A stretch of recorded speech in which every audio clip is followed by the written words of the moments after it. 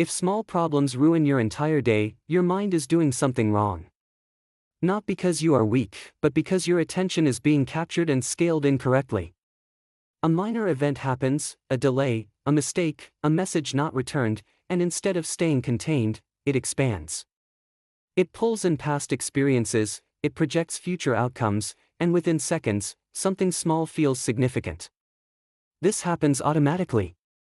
The brain is designed to prioritize potential threats, so it amplifies uncertainty to keep your attention locked. That's the distortion. The problem is not the event. The problem is the scale your mind assigns to it. Once that scale increases, attention locks in place. You replay the same angles, not to solve the issue, but because your mind has marked it as unresolved. This creates a loop where attention increases importance, and importance demands more attention. When this happens, do not try to solve it. Label it. Say clearly, this is expansion, not reality. That label creates distance. And distance reduces intensity. Without that step, you stay inside the loop. With it, you begin to step outside of it.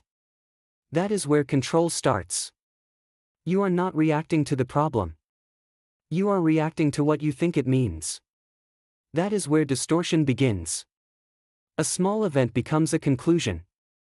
A delayed response becomes rejection. A mistake becomes failure. This happens instantly, without conscious choice. The mind assigns meaning based on past patterns, not present accuracy. That's why the reaction feels real. But it is not precise. Here's the shift. Separate the event from the interpretation. Ask one question. What actually happened, without explanation? Then ask, what am I adding to it? That's the separation. And this is where most people get it wrong.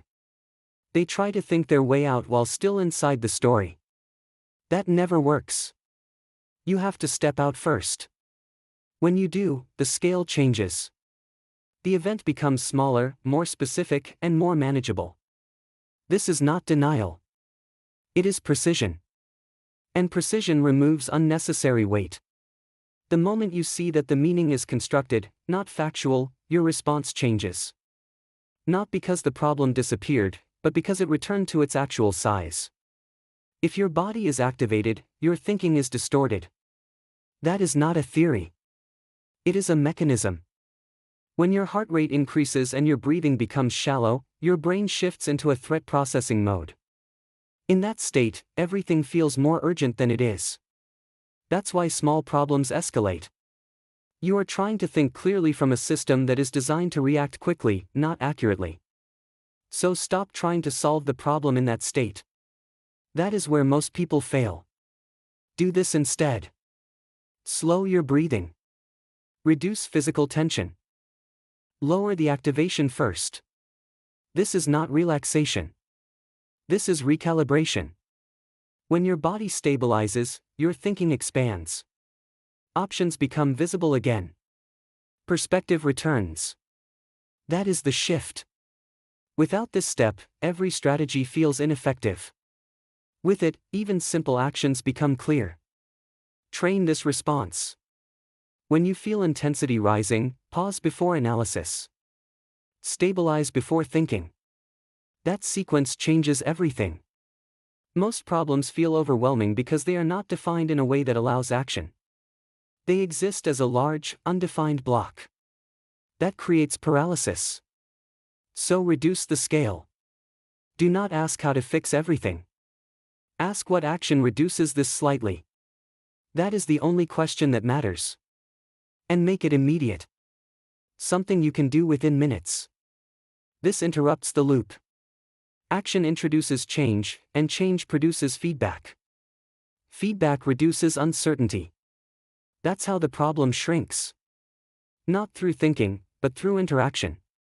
This is where most people stay stuck. They keep analyzing instead of moving. But analysis without action preserves the problem. Action restructures it. Over time, this becomes automatic. Event appears. You separate meaning. You regulate state. You act. That sequence replaces expansion with control. Small problems stop feeling large because they are processed correctly. Not ignored, not suppressed, but handled at the right scale. And once that becomes consistent, something changes. You stop being overwhelmed by minor disruptions. You start responding to them. That is the difference. And that difference compounds. Most people will understand this, but they won't apply it. Not because it's complicated, but because they don't interrupt the pattern when it actually happens. That's where this either becomes useful or forgettable. The next time a small problem starts to expand, do not follow it automatically. Pause. Identify what actually happened. Separate it from what your mind is adding. Stabilize your state before you try to think. Then reduce the problem to a single action and execute it. That sequence is simple, but it requires awareness in real time. Without that awareness, the mind returns to its default pattern. With it, you begin to take control. This is not about eliminating problems. It is about responding to them at the correct scale. When you do that consistently, small problems stop dominating your attention. They become something you handle instead of something that handles you. If you want to train that level of control, this is what we focus on here. This is Unchartered Decision. Where thinking is trained, not assumed. Apply it once, then again, and the pattern changes.